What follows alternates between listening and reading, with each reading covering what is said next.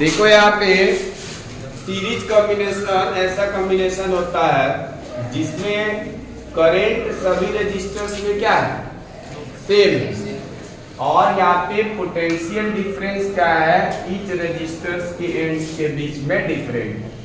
तो हम लोग कहते हैं the combination of resistors in which current of each resistor is same और equal but the potential difference across the each end of the resistors is different.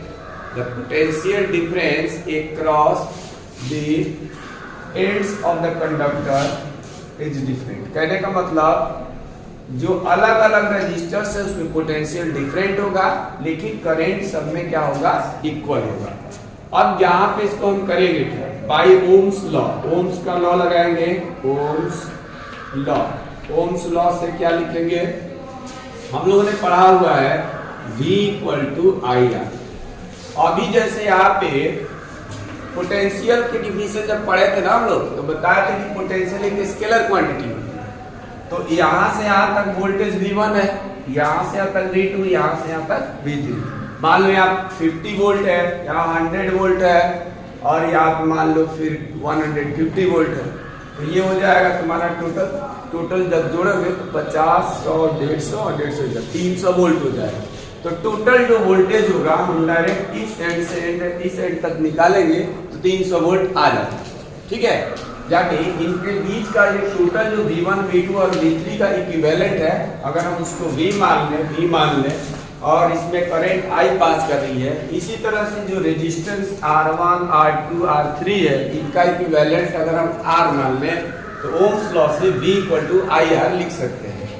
अब बात करते हैं कि जो फर्स्ट रजिस्टर है इसमें V1 की वैल्यू कितनी होगी।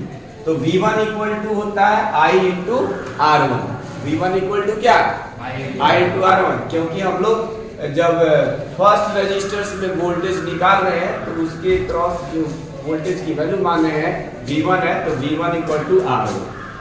एंड यहाँ पे लिख देता हूँ V1 = IR1, V2 क्या लिखेंगे, I × R2, एंड V3 क्या लिखोगे, I × R3। अब वही हमने यहाँ पे लिख दिया कि late the total potential difference or voltage across the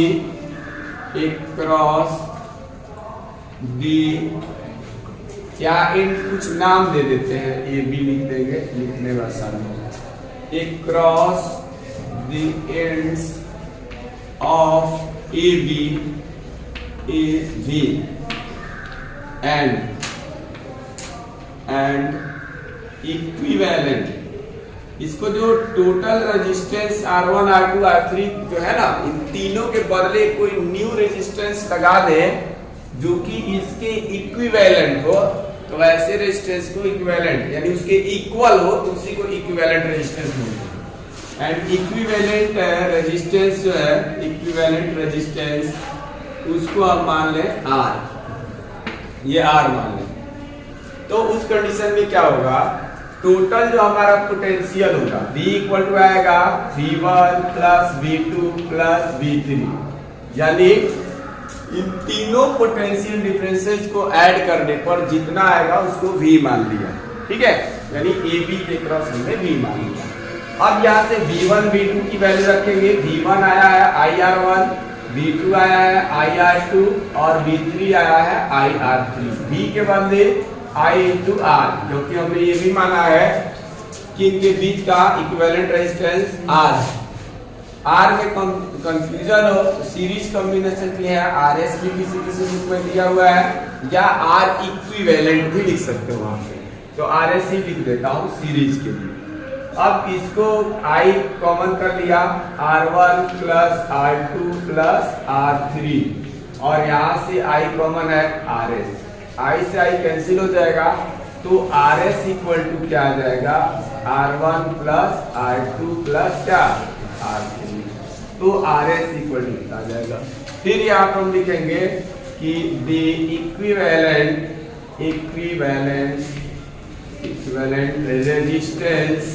resistance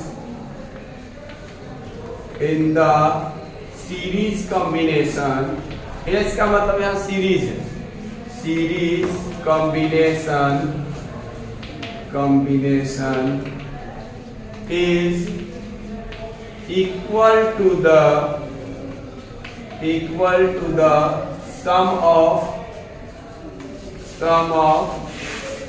the value of the individual resistances, यानी R1 R2 जो है इसके वैल्यू है, the sum of value of the individual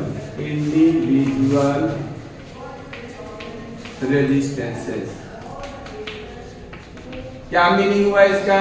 इसका मीनिंग ये हुआ कि अगर R1 R2 और R3 3 रेजिस्टेंसेस है और वो सीरीज कॉम्बिनेशन में कनेक्टेड है तो उनका equivalent formula RS = R1 + R2 + R3 से दिया जाएगा। इसमें ध्यान दोगे कि कोई भी एक चीज है, जैसे रेजिस्टेंस का क्या वैल्यू होता है, मतलब यूनिट क्या होता है, ओम होता है। तो मान लो एक 5 ओम का है, दूसरा 10 ओम का है और तीसरा जो है 15 का ही मान लो। तो 5 + 10 + 15 कर दो, तो तीन नंबर्स को अगर जोड़ोगे तो कितना आ जाएगा? 30 आ जाएगा। तो 30 जो है ना, इसमें से जो तीन अलग अलग हमने रेजिस्टेंसेस लिए थे R1 R2 R3 की जो वैल्यू, तो उन तीनों में क्या है, तीनों से सबसे बड़ा है। तो इसलिए कहा जाता है कि जब हमें maximum value of the resistance चाहिए तो क्या करना होता है कि उस केसेस में हम लोग रेजिस्टेंसेस को सीरीज कॉम्बिनेशन में जोड़ देते हैं। समझ में आ रहा है? क्वेश्चन में ये पूछा रहेगा 3 रेजिस्टर्स दिया रहेगा या 4 दिया रहेगा या 2 ही दिया रहेगा, पूछेगा कि when will be the maximum value of the resistance in the circuit, तो उस केसेस में उसको क्या करेंगे? सीरीज में कनेक्ट करेंगे। इसमें कनेक्ट करेंगे। और मिनिमम कब होगा? तो पैरेलल में। अब पैरेलल इसके बाद बताएंगे। तो इसलिए यहाँ पे RS = R1। तो यहाँ एक टर्म ये लिखना होगा, the equivalent resistance in the series combination is always greater than the individual resistances. ठीक है, यहाँ पे द इक्विवेलेंट ऐसे शॉर्ट में लिख देते हैं, the equivalent resistance in series combination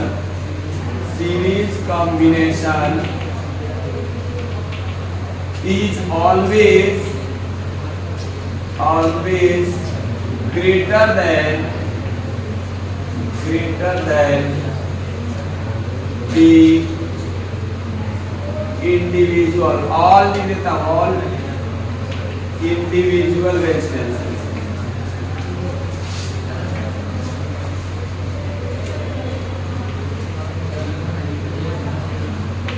ठीक है, तो ये है, इसको नोट करो पूरा। और अगर जैसे थोड़ा लिखवाना चाहो तो कॉल लिख दो, मतलब आगे एक बार फिर से सुन लो। अच्छा ठीक है, यहाँ पे हमने क्या किया है, V1 V2 तो मान ही लिया था। इक्विवेलेंट जब यहाँ RS निकाला था तो ये बताया था कि जो RS होता है यानी इक्विवेलेंट रेजिस्टेंस होता है इंडिविजुअल रेजिस्टेंसेस की वैल्यू के सम के इक्वल होता है, ये लिखा है। फिर ये लिखा कि जो RS की वैल्यू होती है always greater than each the value of the each resistances या इंडिविजुअल रेजिस्टेंस, यानी RS की वैल्यू R1 से भी ग्रेटर होगी, R2 से भी ग्रेटर होगी, R3 से भी ग्रेटर होगी। यानी तीनों के जो हाईएस्ट वैल्यू होगा, तीनों रेजिस्टेंसेस में जो हाईएस्ट वैल्यू भी होगा ना, उससे भी इसकी वैल्यू बड़ा ही होगा। ठीक है, तो यहाँ लिखा था equivalent resistance in the series combination is always greater than the all individual resistances. ठीक है,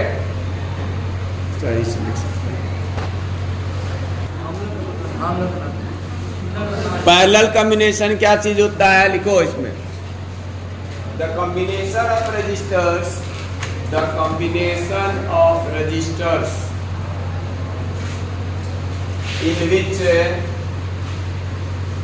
in which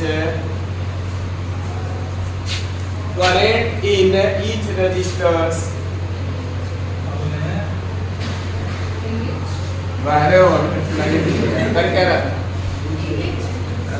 The combination of resistors in which current in each resistor in each resistor is same or equal. Sorry, same is different लिखो, हमारा video को खराब हो गया. The combination of resistors in which current in each resistor is different लिखना, यहाँ से different, but potential difference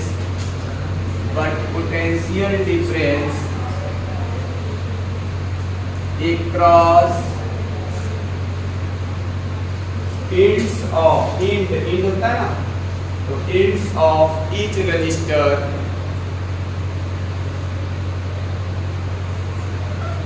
is equal.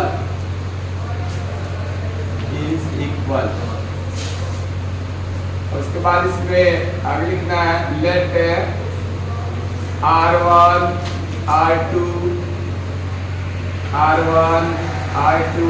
and R3 R1,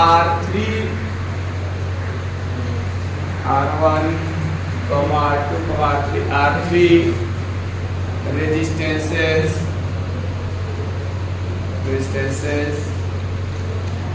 which are connected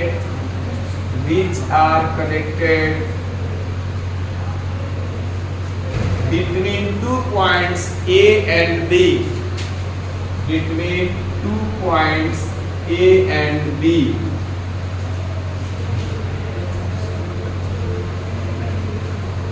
क्या? A and B हो गया? Yes sir. उसके बाद देखो let current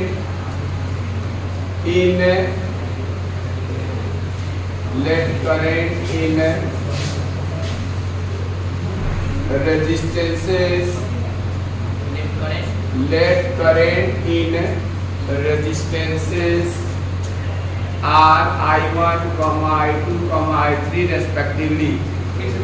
Let currents in resistors या resistances are I1, I2, I3 respectively का मतलब I1 करंट जो है किसमें है?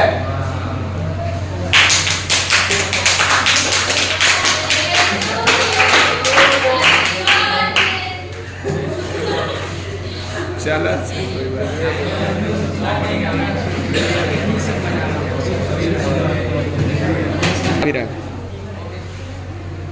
तो यहाँ पे करंट क्या हो गया? डिफरेंट हो गया, I1, I2, I3 हो गया, और यही सब करंट यहाँ पे आके फिर से मिल जाएगी और फिर ये करंट I हो जाएगा.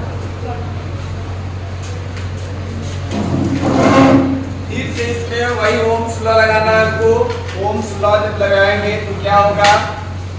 यहाँ पे देखो जो भी रजिस्टर्स है, इसका एक दूसरा तरीका बताते हैं. टॉर्च जो है ना, दो तरह के आजकल आते हैं मार्केट में. एक होता है एक सेल लगाया बल्ब साइड की तरफ प्लस करंट, फिर दूसरा उसके बाद प्लस वाला, फिर दूसरा प्लस वाला. यानी इधर अगर टॉर्च का फोकस वाला हिस्सा है, इधर अगर सेल का प्लस हिस्सा लगा इसमें, इधर प्लस, तो उसी सेल का दूसरा हिस्सा माइनस होगा, तो फिर इधर प्लस वाला लगाओगे, फिर माइनस का इधर, इस टाइप से लगता है. प्लस एक ही से में प्लस माइनस दोनों होगा, तो फिर इसके माइनस से प्लस वाला जुड़ेगा, फिर यहाँ माइनस, फिर से लगाना होगा तो प्लस वाला लगेगा. ऐसे तो सीरीज कॉम्बिनेशन. लेकिन ऐसे भी आजकल टॉर्च आते हैं कि अगर 3 सेल्स हैं तो इन तीनों सेल्स का क्या होगा? सबका प्लस वाला पोर्शन एक साइड से ऐड कर, सबको एक साइड से ऐड कर देंगे, सबका प्लस एक, और सबका माइनस क्या होगा? किसी दूसरे एंड से. तो ऐसे कॉम्बिनेशन पैरेलल कॉम्बिनेशन कहलाते हैं। तुम लोग के घरों में यूपीएस इन्वर्टर लगा होगा, जिसकी यहाँ एक ही बैटरी लगी होगी ना, तो वहाँ तो कोई दिक्कत नहीं, एक प्लस और एक माइनस से जोड़ दिया गया होगा। जिसके अगर दो अगर बैटरी लगा होगा या 3 लगा होगा बैकअप बढ़ाने के लिए, तो वहाँ ऐसे जुड़ता है, यानी उस बैटरी का सबका प्लस प्लस ऐसे एक साथ जोड़ा जाएगा। एक पत्ती लगाया, इन दोनों में जोड़ा, फिर दूसरी पत्ती लगाया, इनको जोड़ दिया, सबका प्लस एक साथ और सबका माइनस एक साथ। तो ये पैरेलल कॉम्बिनेशन, ठीक है। और ये क्या है, सीरीज कॉम्बिनेशन। पैरेलल कॉम्बिनेशन हम लोग सर्किट में तब जोड़ते हैं, सेल या बैटरी में, या तो रेजिस्टेंस की बात हो रही है, सेल या बैटरी में तब जोड़ते हैं जैसे हमको बैकअप बढ़ा देना, वोल्टेज सेम रखना। जैसे 12 वोल्ट का तुम्हारा इन्वर्टर है, मतलब हाँ ये, और उसके बाद तुम बैटरी जो है उसमें 24 से 36 से 48 वोल्ट का नहीं लगाओगे तो इसलिए उसको पैरेलल में जोड़ देंगे ना, तो सबका ये अगर 12 वोल्ट का है, ये 12 वोल्ट, ये भी 12, ये भी 12, सब 12 रहेगा। तो अगर पैरेलल में रहेगा तो इसका आउटपुट भी 12 वोल्ट ही देगा। लेकिन वही अगर सीरीज में जोड़ोगे तो 36 वोल्ट हो जाएगा, ठीक है।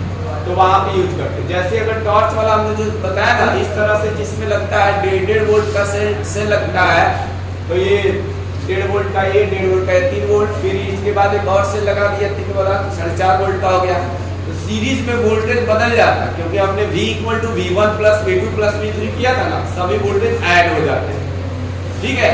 करंट सेम रहता है, वोल्टेज ऐड होता है। इसमें क्या होता है देख लो, क्योंकि ये जो रेजिस्टर्स है सभी एक ही पॉइंट से, यानी सबका एक सिरा एक पॉइंट से, दूसरा वाला सिरा जो है दूसरे सिरे से जुड़ा है, तो ये तुम्हारा पैरेलल कॉम्बिनेशन कहलाता है। कौन सा कॉम्बिनेशन है, पैरेलल। तो पैरेलल कॉम्बिनेशन में क्या सेम रहता है, V सेम रहता है। पोटेंशियल क्या रहेगा, V सेम रहेगा, यानी इनके बीच का जो ये है V, ये सेम रहेगा, ये V हो गया। अभी जो सप्लाई आ रही है, तो इसमें भी जो भी डोमेस्टिक सप्लाई होता है, 1 मार्क्स का एक ऑब्जेक्टिव क्वेश्चन पूछा जाता है कि डोमेस्टिक जो वायरिंग होता है सीरीज कॉम्बिनेशन में होता है कि पैरेलल, तो आंसर होता है पैरेलल। कौन सा कॉम्बिनेशन है, पैरेलल। पैरेलल क्यों किया जाता है, पैरेलल इसलिए किया जाता है कि अगर एक रूम में लाइट अगर मालूम नहीं आ रही, तो ऐसा नहीं दूसरे में भी नहीं आएगी, तीसरे में भी नहीं आएगी, ठीक है। सीरीज में अगर जोड़ दोगे तो एक में नहीं आएगी, तो उधर का सब गायब, ठीक है। पैरेलल में वोल्टेज जो है सभी डिवाइस को, ऑपरेटर्स को अलग अलग चाहिए, वो अपना यूज करेगा, सभी 220 वोल्ट या 240 से यूज करेगा। लेकिन अगर सीरीज में कर देंगे ना, तो जो ऑपरेटर्स पहले जुड़ा होगा सोर्स से, उसको वोल्टेज ज्यादा मिलेगा, उसके बाद जो जुड़ा रहेगा उसको कम मिलेगा, फिर उससे कम, फिर उससे कम, फिर उससे कम, लास्ट वाला एकदम धीम चलेगा, क्योंकि काफी वोल्टेज गिर जाएगा। जो तुम लोग अभी दीपावली आने वाली है, जो झालर यूज करते हो लाइटिंग के लिए, तो उसमें सीरीज कॉम्बिनेशन होता है। हालांकि आजकल बहुत सारी कंपनियां पैरेलल भी बनाने लगी हैं, नहीं, तो उसमें ये होता था सीरीज वाले में फॉल्ट क्या था, अगर एक बल्ब फ्यूज हो गया तो बस पूरा जलेगा ही नहीं, उस रो का कोई नहीं जलेगा, ठीक है। तो अब वो सब दिक्कतें दूर हो गई हैं। तो ये है पैरेलल। पैरेलल में वोल्टेज सेम रहता है, करंट की वैल्यू सब में क्या होती है, डिफरेंट होती है। तो इसका डेफिनेशन लिखा है कि नहीं लिखा है, लिखा दिया ना। तो अब इसमें वो लेट आउट करके भी लिखा दिया, तो फिर इसमें भी बाय ओम्स लॉ में आप लिखेंगे, by Ohm's law. Ohm's law से फिर यहाँ V = IR होता है। हम लोग क्या करेंगे, इस सर्किट में तुम लोग को दिखाई दे रहा हो, इस सेल से जो करंट इसमें पास कर रही है वो I है, और कितना है I, और यही I करंट जो है I1, I2, I3 में डिवाइड हुई है एट पॉइंट A।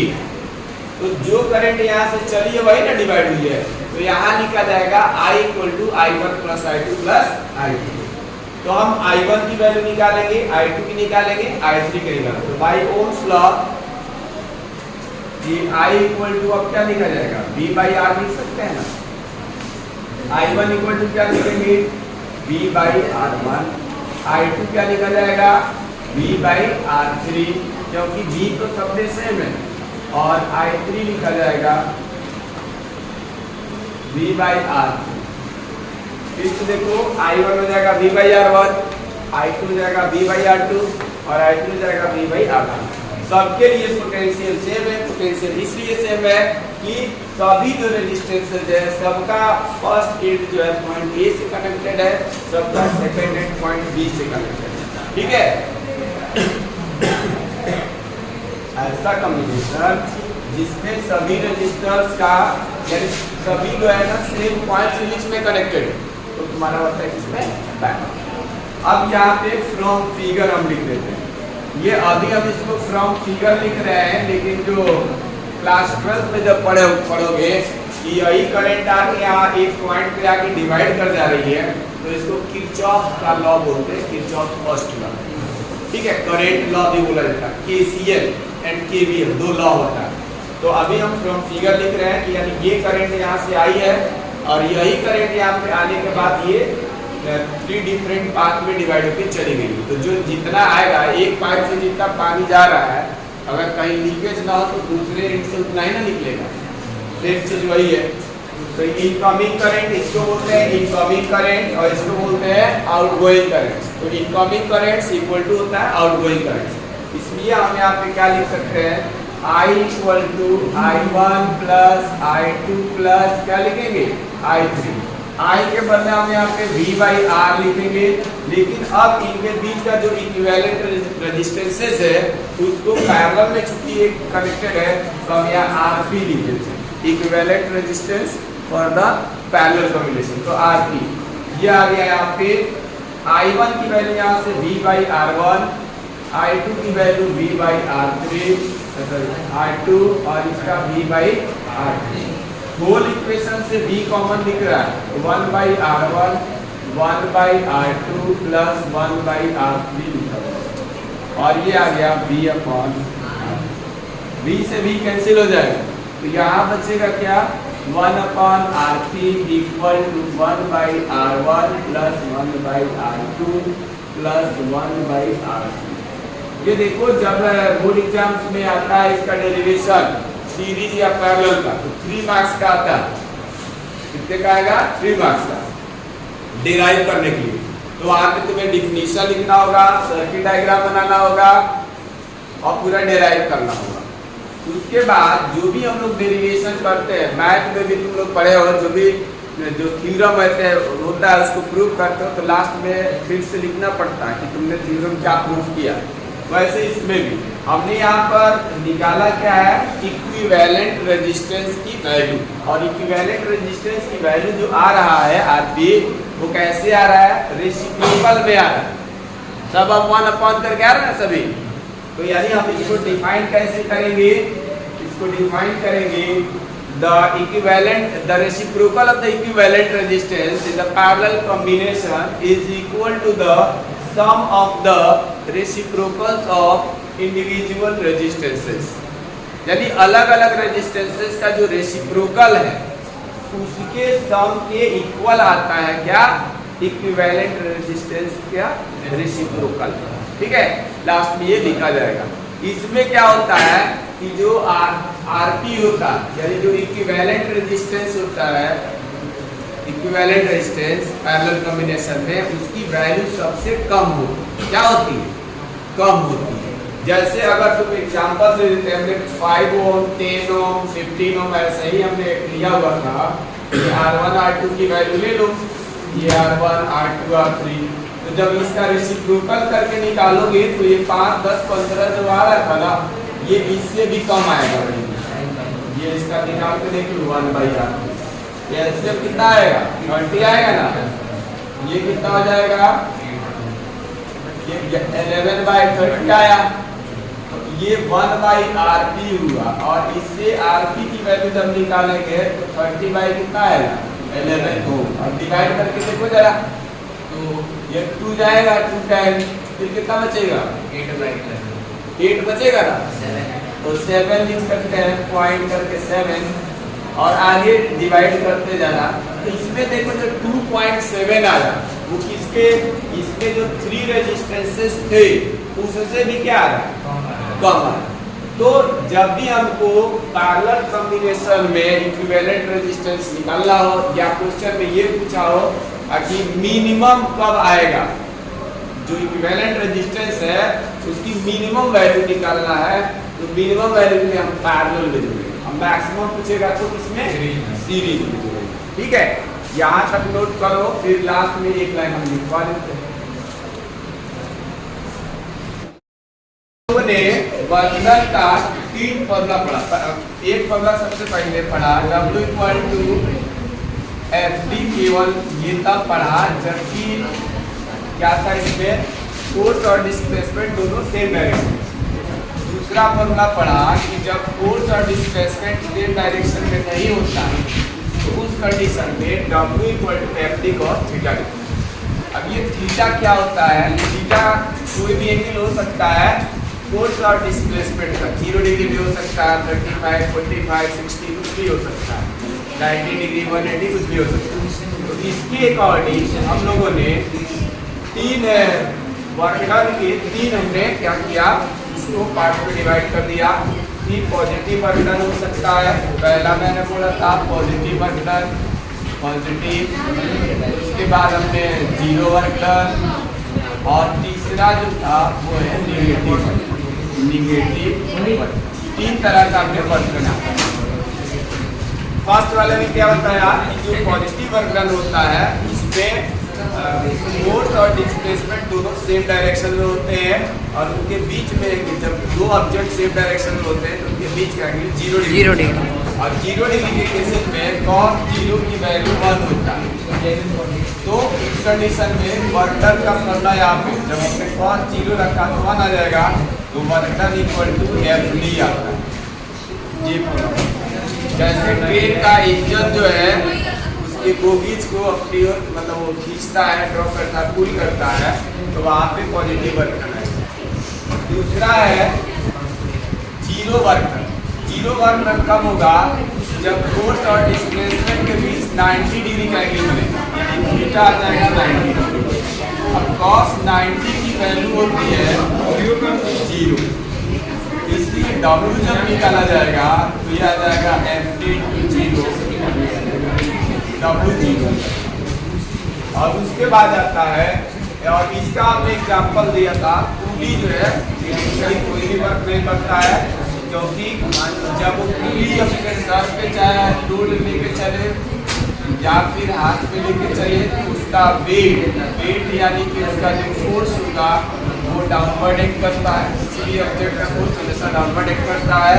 जबकि डिस्प्लेसमेंट और डेल्टा जी और होता है, तो फोर्स और डिस्प्लेसमेंट के बीच में 90 डिग्री का एंगल बनता है, इसलिए वहाँ पे cos 90 की वैल्यू 0 होता है, तो वर्गन इक्वल टू 0 है, पुली डज नॉट वर्क। और लास्ट हमारा टॉपिक है नेगेटिव वर्गन। नेगेटिव वर्गन में जब इसमें क्या होता है, when force and displacement both are in the opposite direction, this is angle between the force and displacement is 180 degree, and cos 180 equal to -1, therefore वर्गन will equal to FD into cos 180, यानी FD equal to FD into -1, W equal to -1। तो ये आ जाता है। इसका example हमने दिया कि when any object is projected in the vertically upward direction, then displacement is in the upward direction, but the gravitational pull or force acting in the downward direction. So the force acting in the downward direction, but the displacement is in the upward direction, and therefore in this cases this is the force and this is the displacement. So angle between the force and displacement is 180 degree, and therefore the force, the work done under the gravity in the upward direction is the negative work. And similarly, frictional force always acts in the opposite direction of the motion, and therefore at that cases the work done is also negative.